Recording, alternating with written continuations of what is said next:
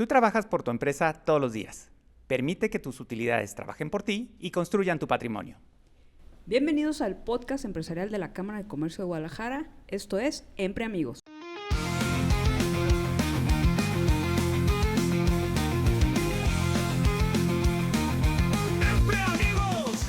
El día de hoy nos acompaña Adalberto Alcántar. Él es especialista de estrategias de inversión en BBVA México, con una trayectoria especializada de más de 20 años en mercados financieros.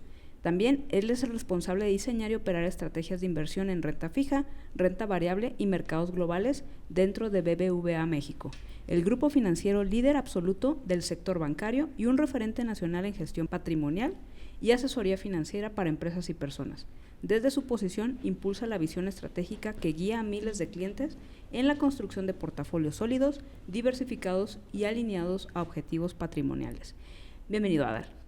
Muchas gracias por la invitación, Raúl, Miriam, un placer estar aquí con ustedes. Bienvenido, Adal, qué gusto que nos acompañes el día de hoy. Y bueno, nos gustaría empezar conociéndote un poco. Platícanos cómo te adentraste en el mundo financiero. Híjole, la verdad es que pues ya hace rato de eso, platicábamos un poco antes de entrar a la sesión. A mí me tocó una primer crisis del 94, que seguramente todo mundo recuerda. Yo estaba estudiando en la prepa, entonces empecé a oír todo este tema de qué nos está afectando, estamos en crisis, y quise entender, oye, pero ¿por qué crisis? ¿A qué se refieren? ¿Cómo es que algún problema en otro punto del mundo me afecta, ¿no? A mí, entonces quise entender un poco eso. Te digo, me tocó la crisis del 94, luego empezamos a escuchar términos como la crisis del tequila y luego la crisis del vodka y luego que se contagiaba a los tigres asiáticos. Todo ese tema, la verdad es que a mí me atrajo. Empecé a investigar, encontré que había una carrera llamada Economía en la Universidad de Guadalajara, CUSEA, que ahorita está hermoso, por cierto.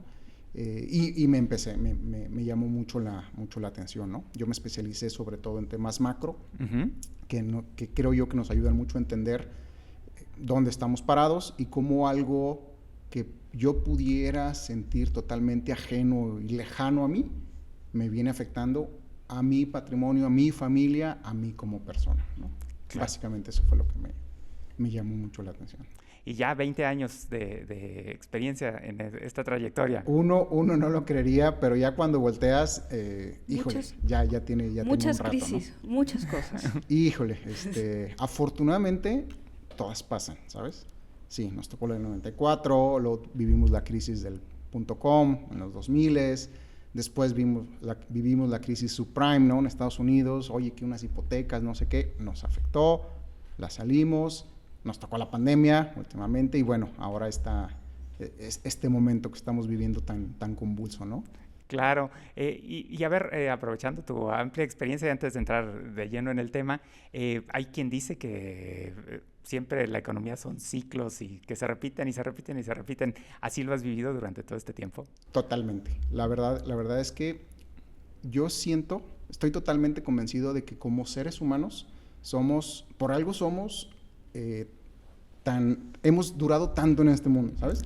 Somos súper resilientes, así como nosotros nos modificamos nuestros comportamientos, nos adaptamos.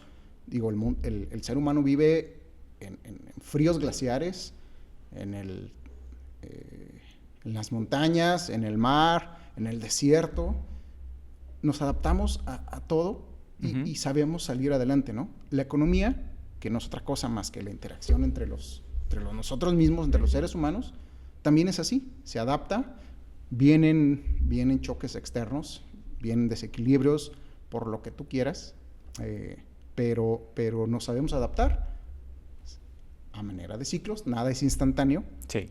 Nos vamos adaptando y vamos solucionando estos problemas. Luego vendrán otros que los sabremos solucionar, pero saldremos adelante indudablemente. Pero sí, si nosotros hacemos una gráfica de cómo se comportan las economías a lo largo de la historia, tú verás un ciclo. Verás olas, hay una subida, hay una cresta de la ola, luego hay una bajada. Y se vuelve a repetir. A veces unas más pronunciadas que otras, unas duran más que otras, pero invariablemente siempre es así, a través de ciclos, ¿no?, que se repiten. Fabuloso. Vamos a entrar de lleno al tema. Muchos empresarios trabajan toda su vida para la empresa, pero no necesariamente construyen un patrimonio. Explícanos qué es eso de generar un patrimonio y cuál es el error que tú ves en los empresarios o en las personas que tienen esta actividad comercial que descuidan, o los errores que cometen. La verdad es que en el área donde me ha tocado desarrollarme, justo nos dedicamos a platicar con las personas, ¿no? Y lo hemos visto innumerable cantidad de ocasiones. Empresarios súper exitosos, que dominan muy bien su negocio, dominan muy bien su campo, todos se lo dedican al negocio y es entendible, ¿no? Es tu bebé, es tu negocio, estás orgulloso de él, de ahí has hecho un patrimonio, pero luego de repente, estos mismos choques que de repente veíamos, de lo que platicábamos hace un momento, de repente puede hacer que las condiciones cambien. Lo vimos en la pandemia, ¿no? Por ejemplo, algo que tú no puedes controlar, a pesar de que tú eras el maestro de las relaciones, de tu negocio y tal, de repente se presentan situaciones fuera de tu control que pueden cambiar tu relación con el mundo, tu actualidad. Y para nosotros es sumamente importante que las personas empiecen a considerar, le decimos nosotros, liberarse, tener un poco de libertad.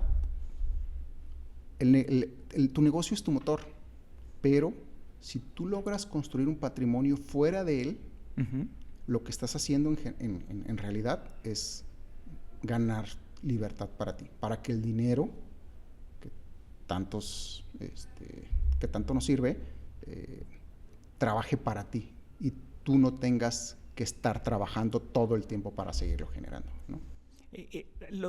Si leemos así a los gurús de negocio y demás, muchas veces dicen, no, pues a ver, si tienes utilidades, reinviértalas en tu negocio para crecerlo, para que siga produciendo.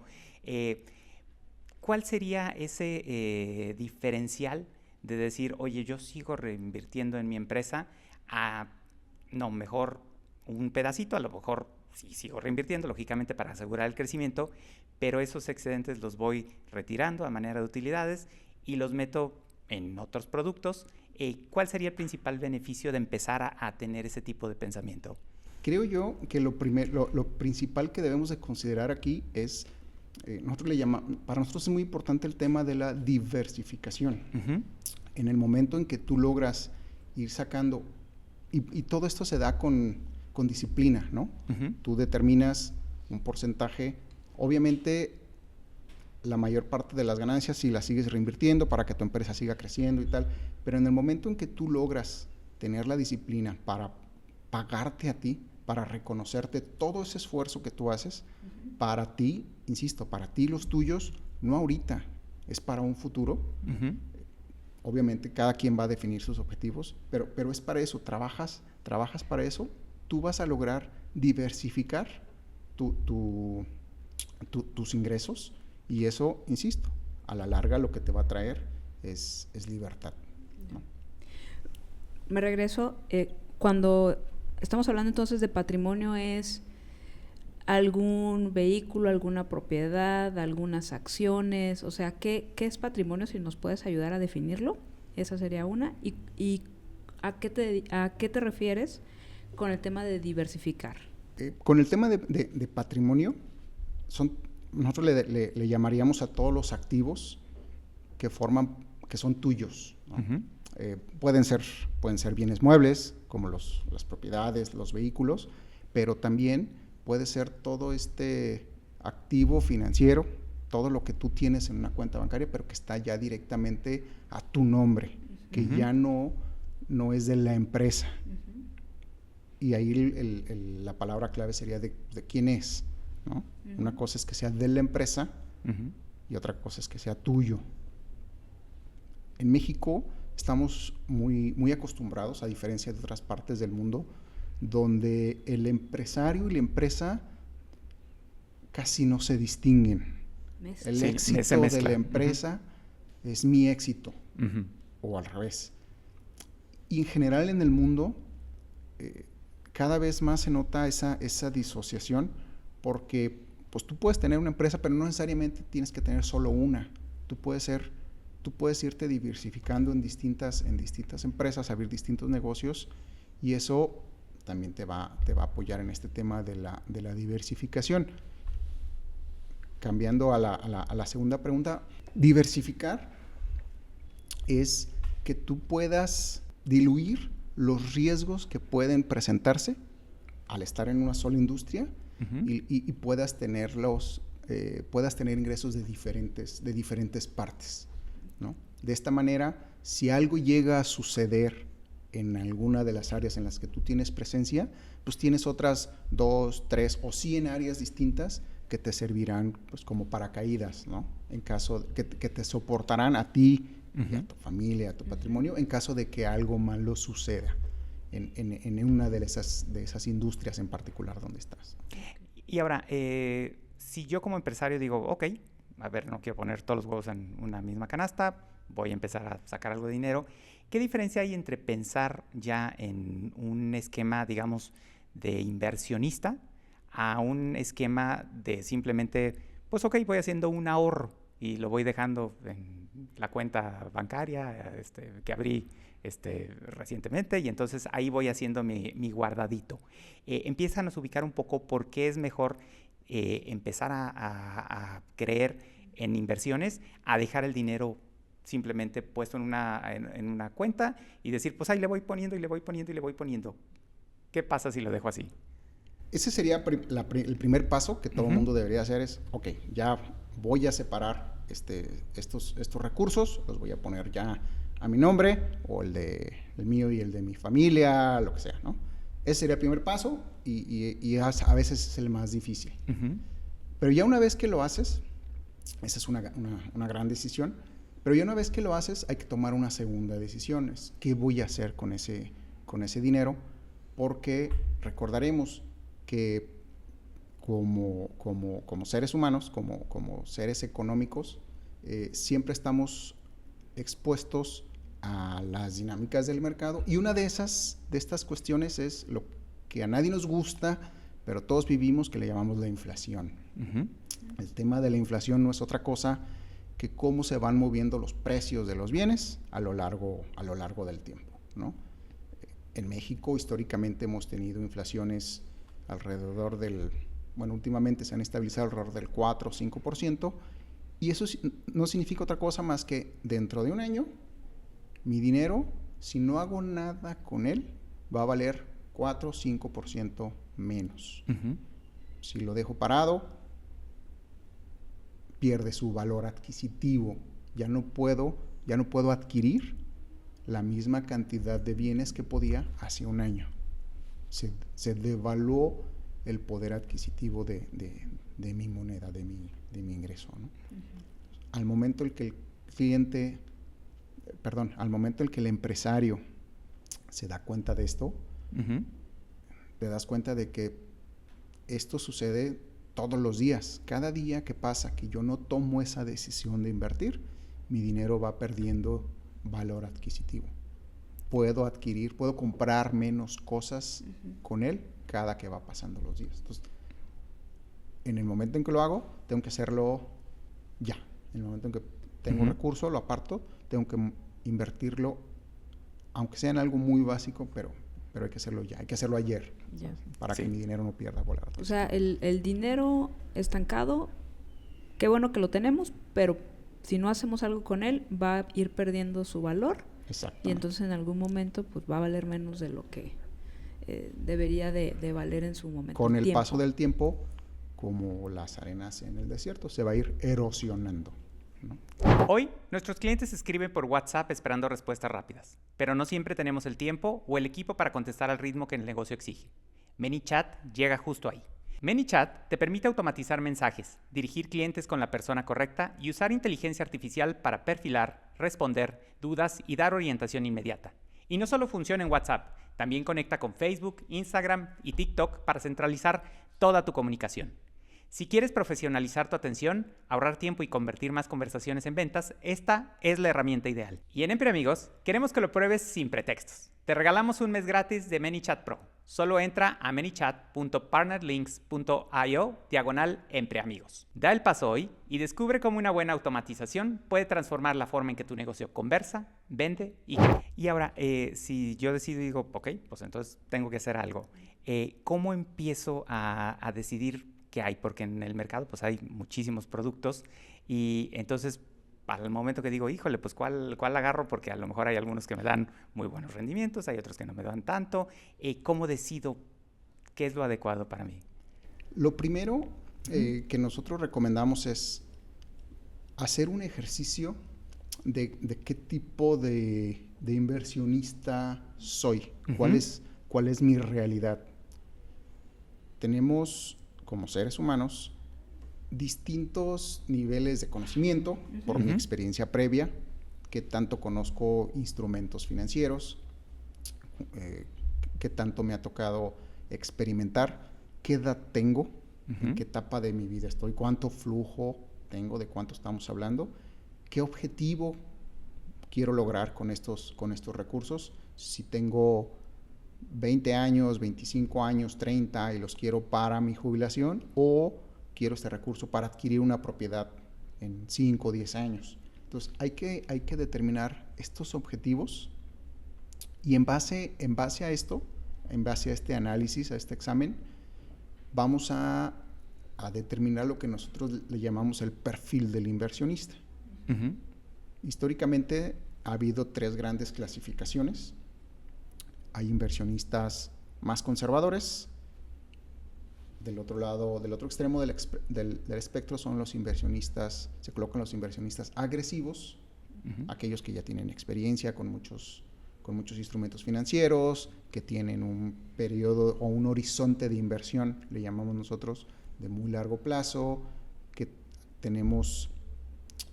no tenemos tema con aceptar la volatilidad que se puede presentar en algunos de los mercados. Y en el medio tenemos al inversionista moderado, que es, digamos, el más balanceado entre uno y otro. ¿Qué sería la volatilidad, si nos ayudas a definirlo un poco? La volatilidad la definiríamos como el cambio en el valor de las distintas inversiones que algunos instrumentos financieros pueden llegar a tener. Ok.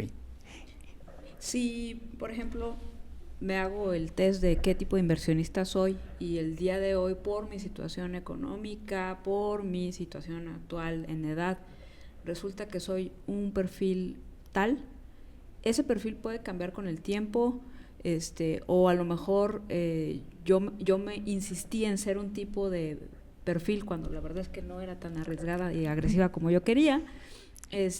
A la primera volatilidad sí, a la primera volatilidad dije, no soy tan agresiva. No era tan agresivo. Ahí, o sea, no sé si se sepa cuánto tiempo, cuántos periodos es lo adecuado, no, o sea, tampoco cambiar de perfil de inversionista cada mes, ¿verdad? Porque pues dices, pues ¿a qué estamos jugando? O sea, va a evolucionar, sí, pero totalmente, ¿en cuánto tiempo o qué periodo sería alguna recomendación general, claro? Totalmente va a cambiar tu perfil de inversionista. De entrada, nada más por el tiempo. Como decíamos al principio, no es lo mismo cuando tienes 25 o 30 años que cuando tienes 70 y ya estás muy cerca de la edad de retiro. Entonces, nada más por el tiempo, naturalmente cambiará tu perfil de inversionista. Puede cambiar también con tus objetivos. Si ya logré un primer objetivo, si a lo mejor estoy recién entrando a este mundo de las finanzas, a lo mejor me fijo un objetivo de corto plazo, donde no tenga que esperar tanto tiempo. Una vez que lo tenga, eso me va a dar más seguridad, naturalmente, y eso me va a permitir tal vez empezar a planear a periodos más largos. En el Inter también es probable que yo vaya conociendo más de los diferentes instrumentos financieros y entonces eso también me va a dar esa seguridad para considerar otro tipo de inversiones, ¿no? Ya. ¿Corto plazo es 1 hora o 6 meses, no? Típicamente, a nivel mundial, corto plazo pueden ser 2, 1 año. En México, históricamente, lo consideramos corto plazo menor a 1 año. La verdad es que como nación tenemos en general un perfil más conservador. Tenemos, a diferencia de otras naciones, con sistemas financieros más desarrollados, donde no por otra cosa más que la gente ya tiene más tiempo conociendo el sistema y tal, los perfiles que típicamente tenemos en México tienden a ser a un poco de periodos más cortos, y por lo tanto somos un poco más conservadores. De 2 a 4 o 5 años será un perfil moderado, y arriba de 5 años ya lo consideraremos un perfil más agresivo. ¿Tendrás alguna información sobre cuántos mexicanos o qué porcentaje invierte o ahorra, ¿no? O sea, porque la cultura del ahorro en México es baja, no te puedo decir el porcentaje, pero así preguntando en cortito, es baja. Y ahora, ¿cuántos de esos invierten? Exacto. Sí, la verdad es que nos sorprendemos cada vez que consultamos las cifras. Nosotros nos volteamos mucho con INEGI, las organizaciones oficiales, claro. Y la verdad es que el tema de la bancarización en México aún tiene mucho por recorrer.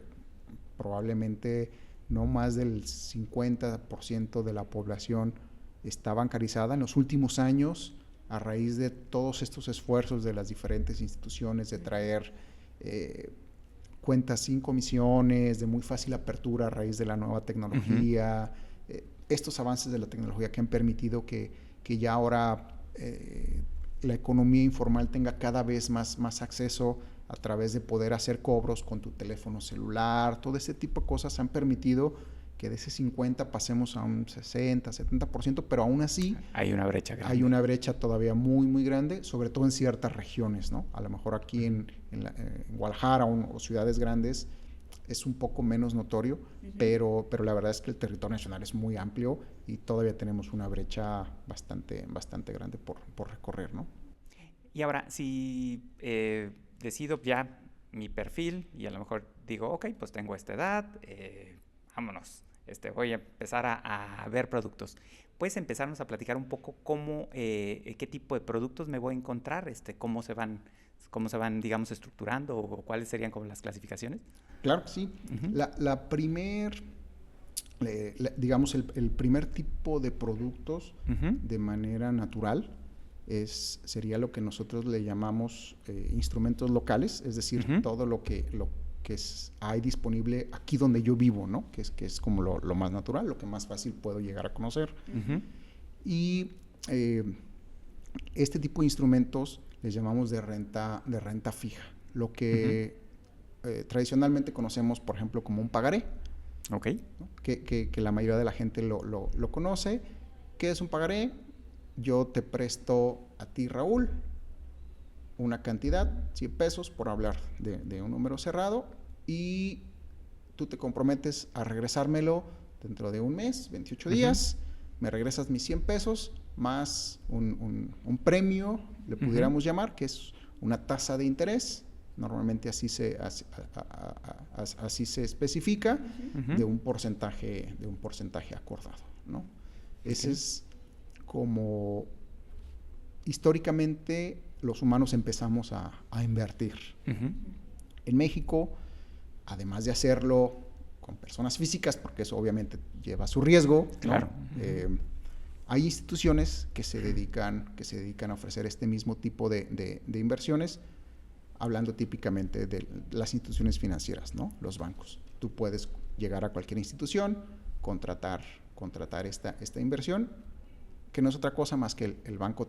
Tú le prestas al banco o la institución con las mismas condiciones que decíamos. Un periodo de tiempo, una tasa recomendada. Y eso es una renta fija, ¿no? Y eso desde que te presto, tú ya sabes el interés de esa transacción. Exacto. De ahí viene el nombre, ¿no?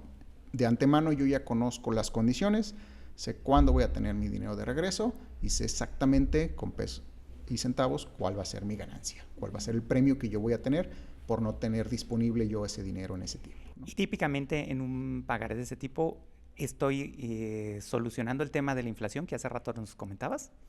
Regularmente sí. Uh-huh. Al entrar en una inversión, la tasa que se acuerda regularmente está un poco por encima de la inflación, uh-huh. pero al ser inversiones de corto plazo, uh-huh. estamos hablando de un mes, a veces 3 meses, a veces 6 meses, uh-huh. Pues son periodos cortos y entonces el premio más arriba de este tema de la inflación, pues no tiende a ser muy alto, ¿no? No tiende a estar muy por encima. O sea, digamos, apenas estaría como pasando la inflación. Exacto, uh-huh. exacto. Okay. Me garantiza al menos tener que no pierdo ese poder adquisitivo, pero nada más. No estoy ganando. No estás ganando mucho más allá. Ok. ¿Qué seguiría después de ese instrumento? Ahora, esta tasa, se preguntarán ustedes, bueno, ¿quién la define? ¿No? Y para ello, en México y en muchos países del mundo hay lo que se conoce como un banco central. Los bancos centrales, en México tenemos a Banco de México, ellos se encargan de determinar cuáles son las tasas de interés que deben de regir la economía. ¿En base a qué?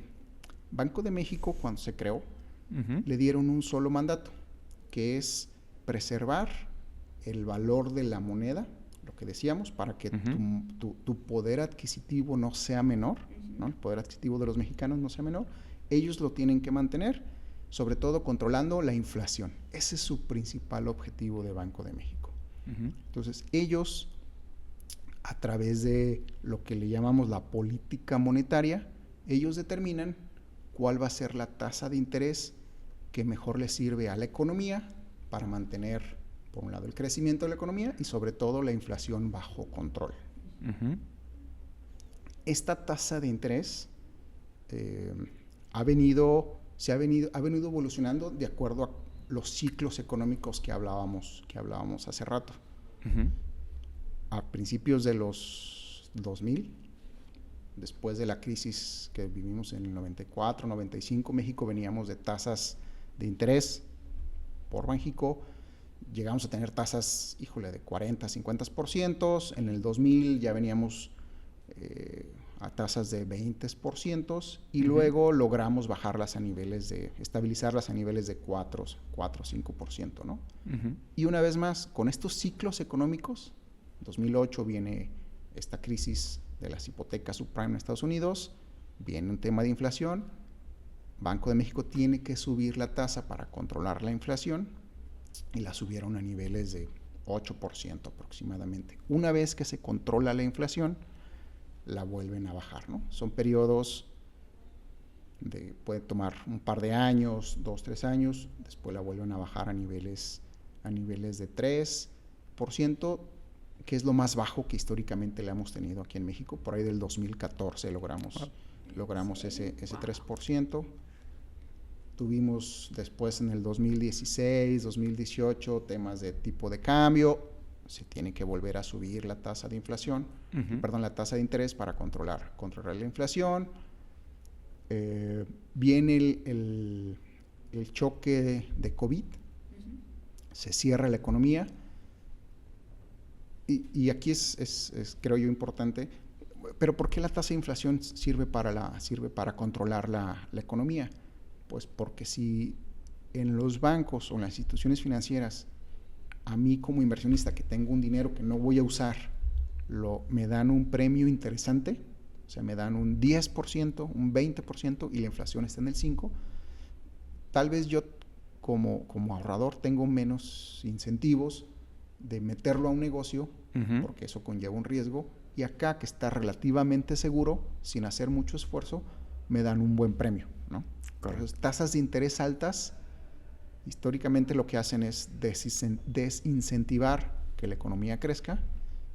Tasas de interés bajas, lo que hacen es que los empresarios busquen dónde más poner a trabajar su dinero para tener un rendimiento mayor que el que me están ofreciendo las instituciones financieras, ¿no?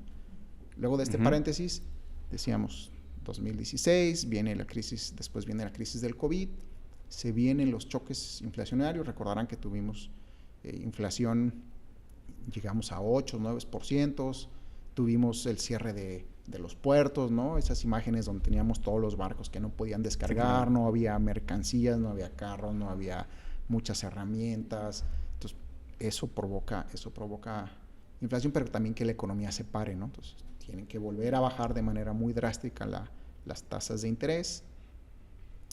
2022, 2023 llegamos otra vez a niveles del 4%, y bueno, ahora con este tema que tuvimos la inflación otra vez alta, la tuvieron que volver a subir, llegamos a tasas arriba del 11%, ¿no? Hace un par de años, sí. Hace un par de años veníamos de tasas. Entonces, ahorita estamos en un ciclo de bajada de tasas.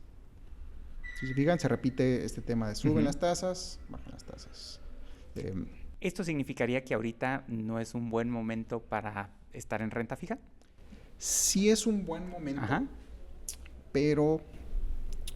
no es tan atractivo. No es tan atractivo porque pues veníamos de tasas arriba del 11, ahorita estamos tasas del 7, entre el 6,5% y 7%.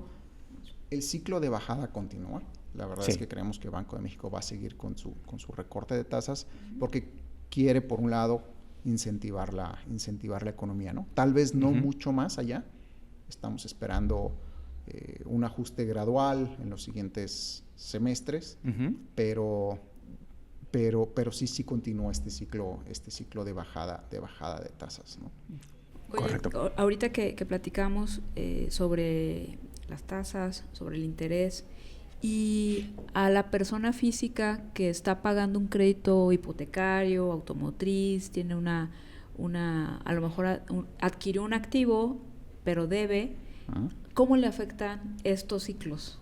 Igual, pero en sentido inverso que a un inversionista, que a un ahorrador, ¿no? El ahorrador lo que quiere son tasas altas para que le den un premio por su ahorro. Quien tiene un crédito, al contrario, lo que quiere son tasas bajas para que le cueste menos, ¿no? Hacer uso del dinero. Entonces, digamos que están en lados opuestos de la mesa de negociación. Como ahorrador, tú lo que buscas son fijar tasas bajas por el mayor periodo de tiempo posible, o si tienes una tasa alta, pues que sea variable o que tengas la capacidad de poderla renegociar en un futuro cercano, ¿no? Conforme se vayan bajando. Como deudor. Como deudor. Perdón, como deudor, exactamente. Como deudor, que la puedas ir negociando a tasas cada vez más bajas, ¿no? Sí. Y qué importante es fijarse eso, ¿no? Porque, adquiriste tu casa, tasas altas, y dices, que al cabo en 25 años la termino de pagar. Oye, sí, pero a lo mejor en 5 años ya debiste haber cambiado porque ya estás... ¿qué será? 3 puntos abajo, ya es un montón de dinero. Sí, claro. Entonces, sí, claro. Y a veces uno hace la desidia de no estar tan atento y hacer esos cambios, ¿no? Sobre todo en temas económicos, y más ahora en estos últimos tiempos, la verdad es que hay que estar muy al pendiente.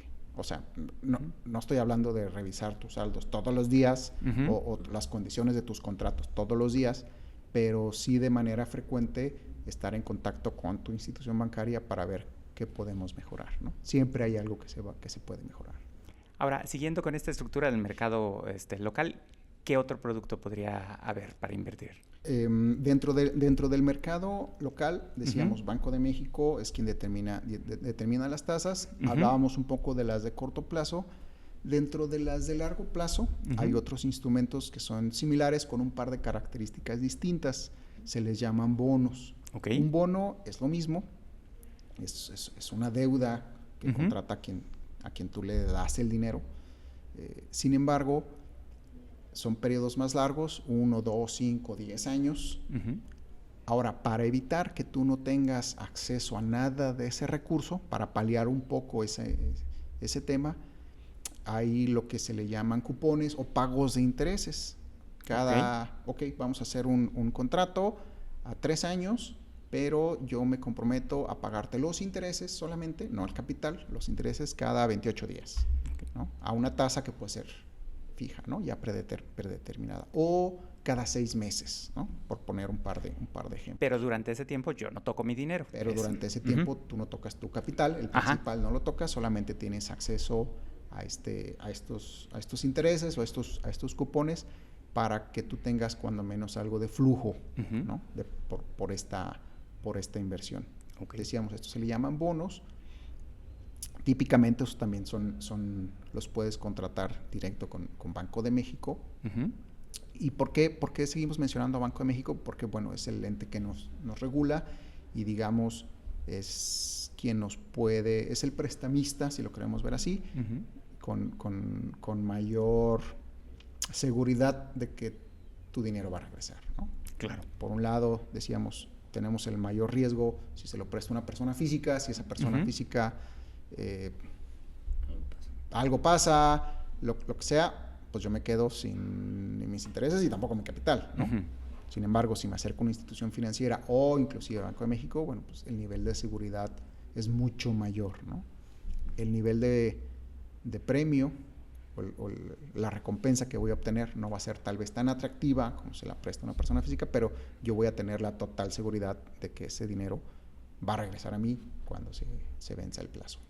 Okay. Ahí aplica la de a mayor recompensa, mayor riesgo. Sí, totalmente. A menor recompensa, menor riesgo. Totalmente. Y aún así, ¿qué tan seguro es el Banco de México?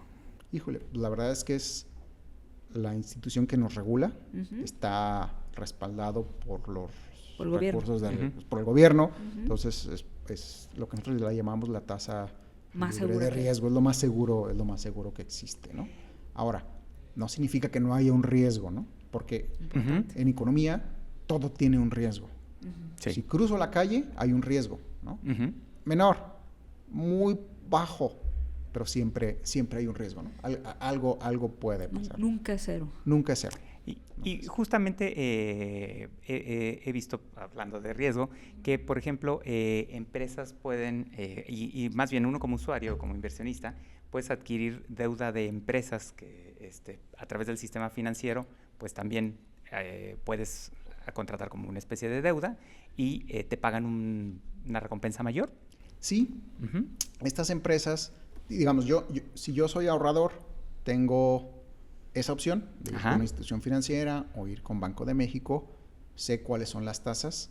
Uh-huh. Entonces, estas empresas, para hacerse más atractivas, oye, no se lo prestes al banco, no se lo prestes a Banco de México, mejor préstamelo a mí. Uh-huh. A cambio, te doy un premio un poquito mayor. Oye, Mayor. ¿qué tan mayor? Pues mira, aquí está mi calificación. Hay empresas que se dedican a darle la calificación, qué tan buen pagador soy, Uh-huh. ¿no? Como mi buró de crédito. Uh-huh. Sería un equivalente, un símil. Es, mira, aquí está mi calificación, así de buen pagador soy. Entonces, sí, yo te ofrezco un premio mayor, Uh-huh. no tan distinto, pero mejor préstamelo a mí porque soy muy, muy seguro. Habrá otras empresas donde su cartilla de qué tan buen pagador es no sea tan buena y es, oye, préstamelo a mí, Uh-huh. vas a asumir un poquito más de riesgo, pero yo te voy a dar un mejor premio, ¿no? Un premio más atractivo. Okay. ¿Qué otros instrumentos habría si quiero empezar entiendo que lo que habíamos platicado hasta ahorita, pues a lo mejor era si soy moderado y digo, pues no quiero mucho riesgo, pues ok, un bono, renta fija. Si empiezo a crecer en decir, a ver, me quiero arriesgar un poquito más, ¿qué seguiría? Para nosotros decíamos Uh-huh. la renta fija es lo más natural, renta fija local porque es lo que conocemos y siempre es importante, Uh-huh. de nuestra manera de ver, es además como parte de esta diversificación que hablábamos hace rato, incluir algo en otras monedas. Okay. Sobre todo en México tenemos una relación histórica con el dólar, ¿no? Somos vecinos de Estados Unidos de América, tenemos unas economías muy integradas, mucho de lo que producimos aquí se vende allá y viceversa.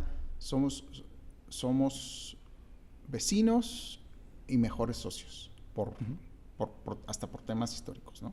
Entonces, para nosotros siempre es importante que todos los portafolios le llamamos, es decir, cómo tienes agendada, cómo tienes diversificada tu cuenta, contenga un poco en tipo cambio. Okay. Que tengas algo, en este caso en dólar americano. ¿Cuánto es algo? ¿Cuánto es mucho? ¿Cuánto es poco? dependerá de cada persona, pero típicamente al menos una tercera parte deberá de estar en dólares americanos. ¿Por qué? Pues porque eso nos va a servir como un seguro.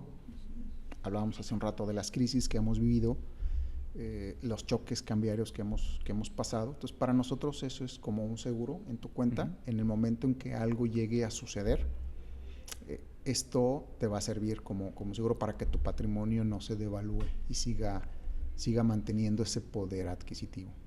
¿Y esto es comprar dólares y ponerlos en una cuenta, o también igual hay una renta fija en dólares? Puedes hacerlos, lo que típicamente hace el mexicano es comprar dólares y los pone abajo del colchón.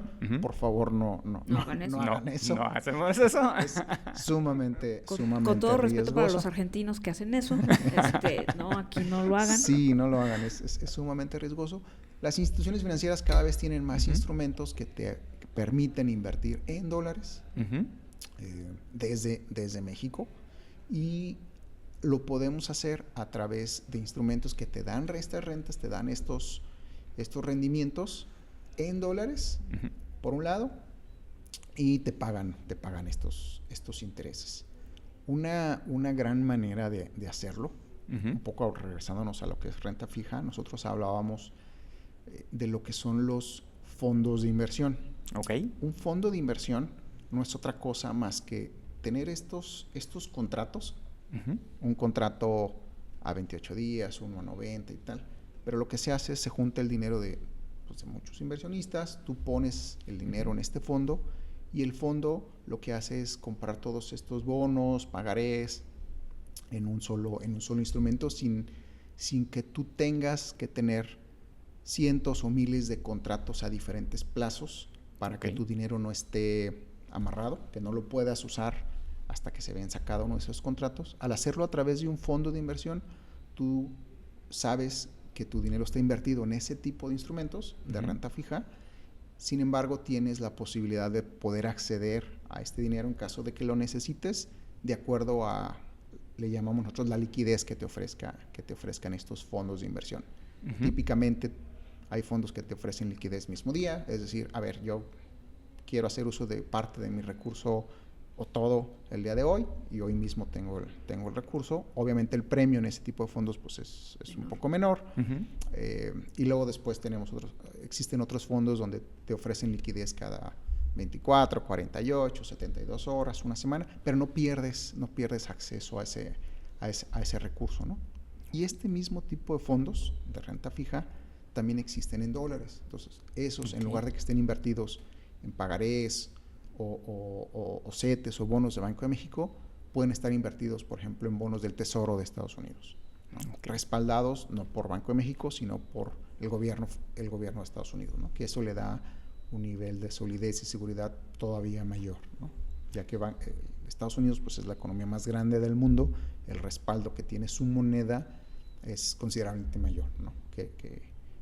que otras monedas. Entonces, hacerlo a través de este tipo de fondos, tú estás garantizando dos cosas: acceso a una economía desarrollada, muy sólida, no pierdes acceso a tu dinero, y en caso de que haya algún choque cambiario, como de repente nos ha tocado ver, ¿no? Que en un día, un fin de semana se mueve muchísimo, tu dinero se beneficia de ese movimiento, ¿no? Del tipo de cambio. Quiere decir que yo como inversionista puedo acceder a estos fondos que están ya, a lo mejor usando lo que al principio comentabas de la diversificación, ya pensados en ciertos instrumentos, pero fácilmente pues tengo un solo contrato, o sea, me simplifica mucho la manera de invertir. Totalmente, exacto. En lugar de que, decíamos, tú veas 5, 10, 100 contratos, tú ves uno solo, en tu cuenta tú ves un solo apartado, y es mucho más fácil pues, darle seguimiento, ¿no? Ok. Sigamos en la agresividad. Sí, ¿Qué sigue? ¿Qué sigue? ¿Qué sigue? Ya. Yo ya veo a Miriam a punto de agarrar su app en el celular y mover. No. O sea, a ver, ya tenemos algo que la posibilidad de que lo pierdes muy bajo, ¿no? Sí. Ya tengo eso. Luego, ya tengo una cobertura en otra moneda, ¿no? Perfecto. Pero pues nos está yendo bien. Todavía hay manera de seguirle metiendo a esto. ¿Qué seguiría? La El siguiente paso, hablábamos de renta fija, otras monedas. El siguiente paso, nosotros le llamamos renta variable. ¿A qué se refiere a eso? Hay empresas a nivel mundial que son sumamente exitosas en lo que hace. Y todo mundo como empresario creo que puede entender este concepto. Siempre hay empresas que se han especializado y han demostrado a lo largo de los años estar dentro de las mejores en cada cosa que se hace. A través de los mercados financieros existe la posibilidad de que nosotros nos volvamos socios de estas empresas. Para eso se creó lo que nosotros llamamos la bolsa de valores, donde estas empresas se acercan, oye, yo soy muy bueno en hacer autos, por poner un ejemplo. Soy Ford, soy General Motors, voy a seguir vendiendo autos. Préstame a mí el dinero, no me comprometo a darte un rendimiento fijo, más bien te propongo que te hagas mi socio. Nos va a ir muy bien, porque soy muy bueno en lo que hago, y eso va a hacer que el valor de la empresa crezca a lo largo del tiempo. Y tú te vas a beneficiar porque lo que tú invertiste en esta empresa va a valer más. Esto lo hacen vendiendo lo que comúnmente se le llama como acciones. Tú lo que haces al comprar una acción es comprar un pedacito de esa empresa, y conforme crezca el valor de esa empresa, el valor de lo que tú tienes, lo que tú invertiste inicialmente, pues va a valer más, ¿no? ¿Cuántas empresas hay en el mundo? Híjole, miles. La verdad es que hay miles. Una gran manera de hacerlo es a través de lo que se conoce como los índices. Hay uno muy famoso que se llama el Standard & Poor's 500. Es un índice en Estados Unidos donde están las 500 empresas más grandes de Estados Unidos. Si se fijan, seguimos volviendo a Estados Unidos, porque, bueno, decíamos, es la economía más importante dentro de las economías desarrolladas, y en Estados Unidos estas 500 empresas más grandes no solamente venden en Estados Unidos, sino que por el desarrollo que han tenido, estas empresas ya están vendiendo sus productos en todo el mundo, ¿no? Decíamos de las automotrices, no nada más venden en Estados Unidos, venden en América, venden en Europa, venden en Asia. Ahí en ese mismo índice cotizan empresas de todo el mundo. Hablando de teléfonos, por ejemplo, ahorita que está tan de moda, ahí puedes encontrar las mejores empresas que lo siguen haciendo. Y si tú inviertes en este índice del Standard & Poor's 500, pues básicamente estás invirtiendo en las 500 empresas más grandes y seguras del mundo, ¿no? Entonces te estás volviendo socio de quien mejor lo hace históricamente a nivel mundial. ¿Y el invertir en estas empresas es igual a través de un fondo, o yo compro las acciones directamente de esas empresas? Si lo haces, puedes hacerlo, comprar las acciones directo a través de comprar las acciones en directo de cada una de estas empresas, lo puedes hacer, pero volviendo al ejemplo de la renta fija, donde en lugar de tener 1, 2, 100 o 500 contratos con 500 diferentes empresas, puedes hacerlo a través de un índice. O hay otros instrumentos que se les llaman ETFs, que lo que hacen es, a través de un fondo, replican el movimiento de estos índices, y con un solo contrato, una vez más, para simplificar tanto tu seguimiento como tu operación, a través de un solo contrato, tú compras el índice y automáticamente te vuelves socio de las 500 mejores empresas a nivel mundial, ¿no? Por poner un ejemplo. Quiere decir que si yo volteo y veo el índice Dow Jones o el Standard & Poor's, el que yo elija, y el índice tiene un crecimiento de 1%, mi patrimonio va a tener un crecimiento de 1% en automático. Exactamente, así es. Y esto me da la diversificación de que si yo estoy en un cierto ramo, pues al mismo tiempo estoy invirtiendo en otras empresas. Siempre y cuando, en Apple. Siempre y cuando, ¿no? Cuando compraste la acción, la compraste a un precio, le fue bien y efectivamente suba y efectivamente la vendas arriba, y no te paniques cuando no vaya para arriba, vaya por debajo de lo que lo compraste, y luego te paniques y dices, no, va a seguir cayendo. Y lo vendas, y entonces ahí ya le bailaste porque ya perdiste. Y a ver, es que eso es un tema muy importante. O sea, cuando uno empieza a invertir en estos fondos indexados, pues efectivamente pasa eso. Baja, te apanicas y dices, ay, voy a vender y a lo mejor es el peor momento para vender. ¿Con qué horizonte de tiempo es recomendable hacer este tipo de inversiones? Y en el histórico, ¿cómo le ha ido a estos fondos? La verdad es que históricamente, al invertir en renta variable, por la volatilidad, es decir, por qué tanto se mueve el índice histórico, siempre le ha ido mejor que invertir en renta variable. Históricamente las tasas, perdón, en renta fija. ¿Qué renta fija? Históricamente las tasas en renta fija, por ejemplo en México, han estado entre un 6-7%. El retorno o la rentabilidad o el premio que te da invertir en renta variable, el volverte socio de esas empresas, históricamente en promedio anda entre un 10 o un 12%. Es decir, el doble, tienes la posibilidad de ganar el doble de que si estás en instrumentos de renta fija. Okay. Ahora, como bien lo mencionan, aquí ya hay un tema de volatilidad, ¿no? ¿Por qué? Porque se dan los ciclos económicos. Si vemos el ejemplo de la pandemia, híjole, de repente todo se cerró, ya no se vendían muchas cosas, en lo que como seres humanos aplicamos la resiliencia y vemos cómo lo resolvemos. El valor de estas empresas, muchos inversionistas dicen, chin, mejor voy a vender ya lo que tengo.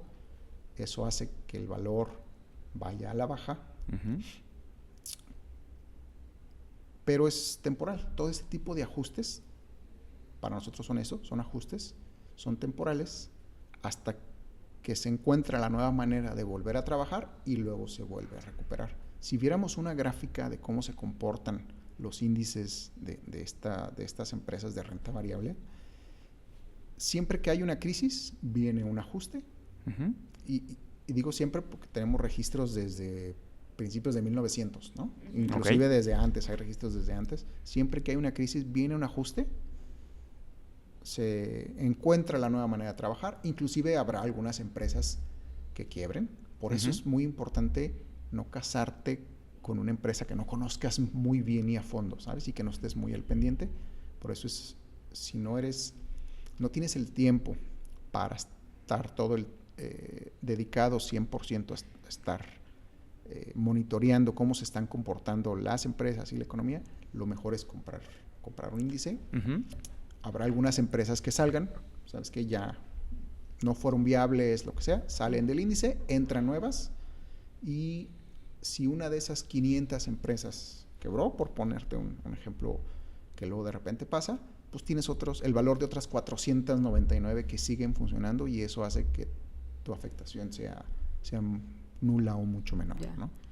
O sea, recordemos que ya estamos en el nivel donde queremos renta variable, pero no somos un inversionista activo. Exacto. O sea, no estamos todos los días viendo si sube, si baja, si vendo, si compro. Entonces, lo meto en un índice, los más famosos, los más estables, los que tradicionalmente nos han dado mejor rendimiento, y es una inversión hasta cierto punto pasiva con cierto riesgo. Exacto, ¿no? Exacto, con cierta volatilidad. Puede tener ajustes y luego volverá a su cauce natural. Pero así somos, ¿no? Qué interesante, o sea, el decir, en vez de yo quebrarme la cabeza a ver en dónde invierto, hay gente responsable de ese fondo que pues elige las empresas o qué hacer o qué tipo de inversión para que replique el índice. Entonces, a mí me genera mucho más facilidad, ¿no? Pues de poderlo hacer como inversionista. Sí, claro, porque tú te acercas con los profesionales que se dedican a decir... Justo a eso, ¿no? ¿Dónde es momento de poner algunos de tus huevos de esta canasta que decíamos? Oye, y ya acercándonos así ¿y qué hay más allá de la renta variable? ¿Qué podrías hablar? ¿Qué hay más allá? Sobre todo para personas que es su primer contacto. Nosotros como institución hemos desarrollado algunos productos que están pensados con la finalidad de darles garantías darles protección, pero que aún así puedan tener cierta exposición para que lo vayan conociendo. Uh-huh. Algunos de estos productos se llaman warrants, es una palabra en inglés, básicamente, que lo que hacemos es, oye, esta inversión que tú me platicas, que a la larga da muy buenos rendimientos, nada le gana, históricamente nada le gana a estar invertido en renta variable, uh-huh. Ni comprar dólares, ni comprar oro, ni comprar nada le gana, pero tiene estos ajustes. Yo no me siento con la total seguridad de aguantar todo el tiempo, ¿no? ¿Qué hay más allá? Entonces, lo que hacemos es, oye, te hago un contrato, ¿qué me dirías si te propongo una inversión donde tú tienes acceso a este índice? Uh-huh. Inclusive, parte de los beneficios es, si el índice, lo contratamos el día de hoy, si el índice baja 10%, tú vas a ganar 10%. Si el índice sube 10%, tú vas a ganar ese 10%. Se le llaman twin win. Uh-huh. Gano hacia arriba o gano hacia abajo. Okay. Tu capital está 100% protegido. No vas a uh-huh. perder un peso. Entonces me dirías, ¿dónde está el truco? Uh-huh. Porque, bueno, ¿y a cambio de qué? Uh-huh. A cambio de tiempo. Hay que hacer un contrato, a lo mejor por un periodo de un año y medio, ¿no? Hay diferentes instrumentos. Durante ese periodo, tú vas a ver que se mueve, conforme se mueve el índice, ¿no? Se mueve la bolsa, uh-huh. y tú vas a ver tu beneficio al final de ese contrato, ¿no? Uh-huh. Oye, la bolsa subió 40%. Bueno, a lo mejor el contrato dice que tu exposición máxima es un 20%. Entonces, okay. Si sube 18, tú ganas 18. Pero si sube 25, tú nomás ganaste 20. Okay. Entonces, tiene un par de cláusulas así, pero eso te permite que tú tengas la total seguridad, tu recurso está 100% protegido. Si la bolsa baja, tú ganas. Si la bolsa sube, tú ganas. Uh-huh. Solamente en los extremos, los picos es lo que eliminas, ¿no? Uh-huh. Hemos encontrado que es una buena manera de que la gente vaya acercándose un poco más, le vaya perdiendo el miedo y vaya conociendo este tipo de mercados que a la larga te permiten no nada más mantener tu poder adquisitivo como en el caso de la renta fija, que ese uh-huh. es su principal objetivo, mantener tu poder adquisitivo. A través de estos instrumentos tú puedes hacer crecer tu patrimonio, ¿no? Puedes tener una rentabilidad mucho mayor y entonces sí puedes verlo cómo va creciendo.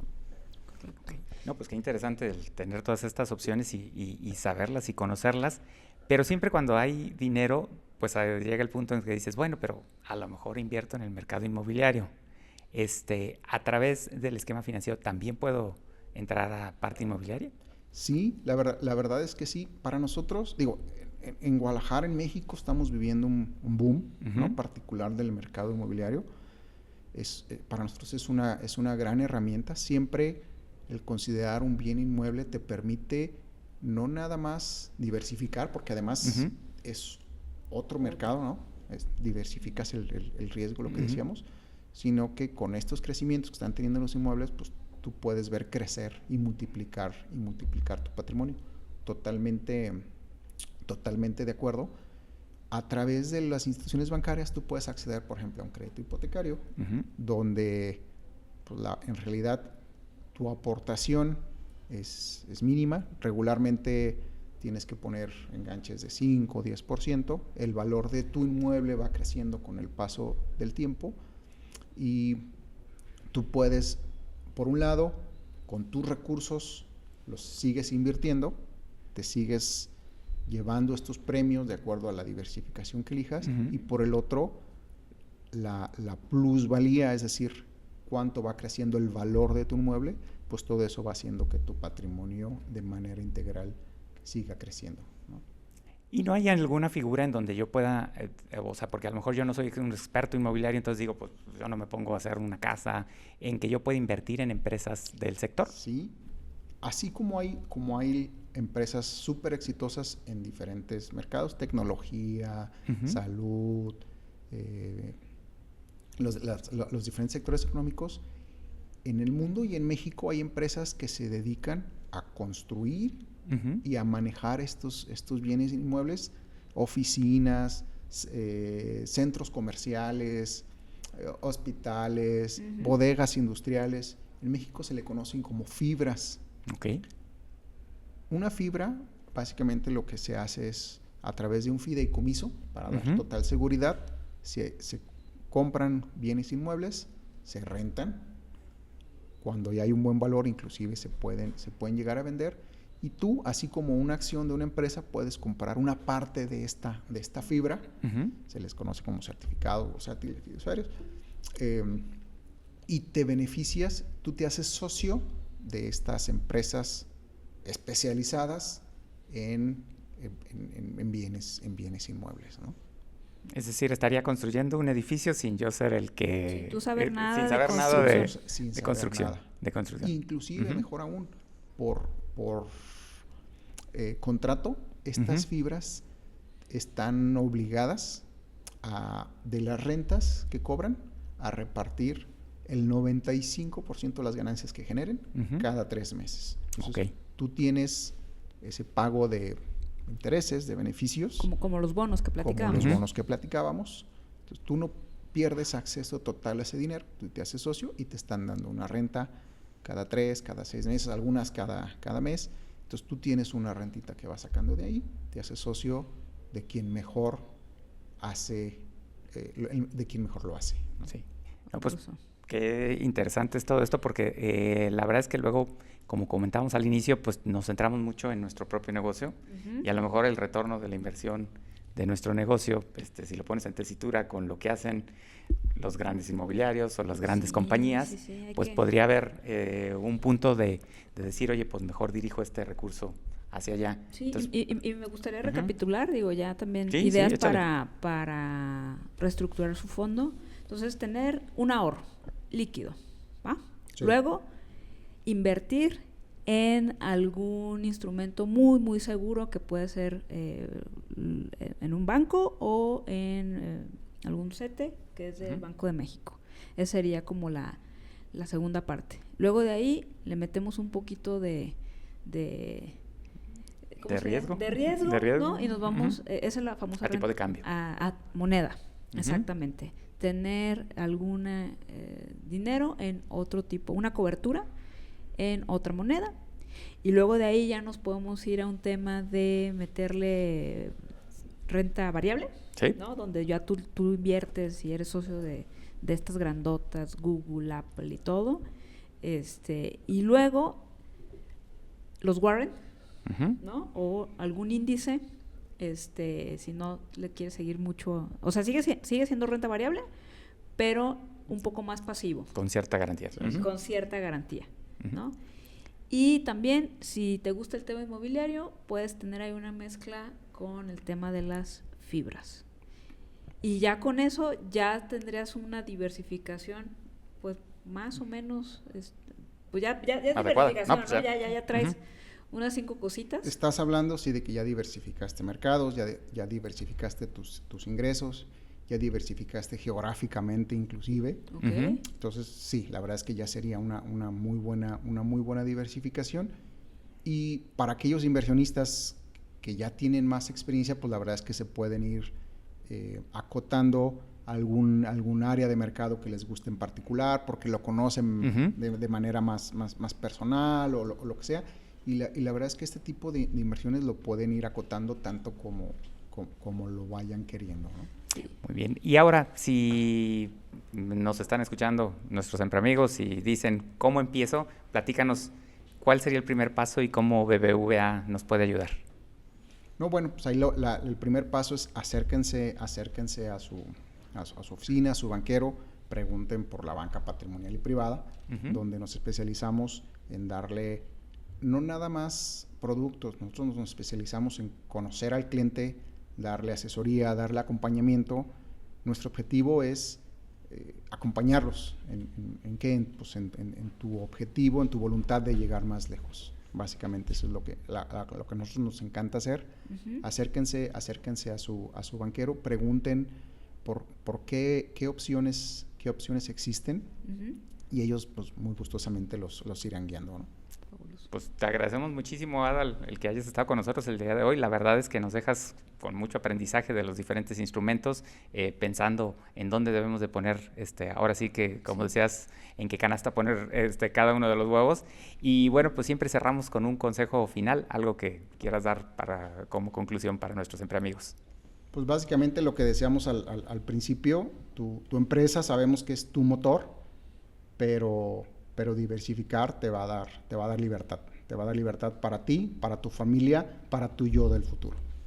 Fabuloso. Fabuloso consejo. Pues muchísimas gracias. Muchísimas gracias por acompañarnos en otro episodio más. Si algo de lo que escuchaste el día de hoy te hizo replantearte tu estrategia financiera, comparte este video con otro empreamigo. Eso nos permite seguir trayendo más material.